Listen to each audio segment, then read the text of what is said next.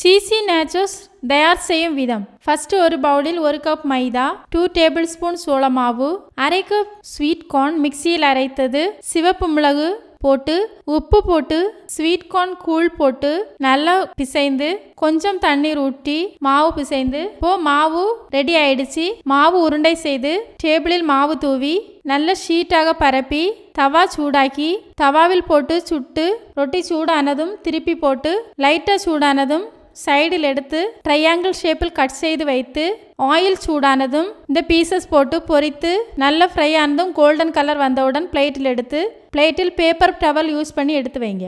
இனி சின்ன சின்னதாக கட் பண்ணிய வெங்காயம், சின்னதாக கட் பண்ணிய பச்சை மிளகு, கட் பண்ணிய ஆலிவ், ஃப்ரெஷ் கொத்தமல்லி இலை போட்டு சீஸி சீவி போட்டு இது கூட பீஸா சீஸ் போட்டு 3 to 4 மினிட்ஸ் ஓவனில் வைத்து எடுத்து பாருங்க.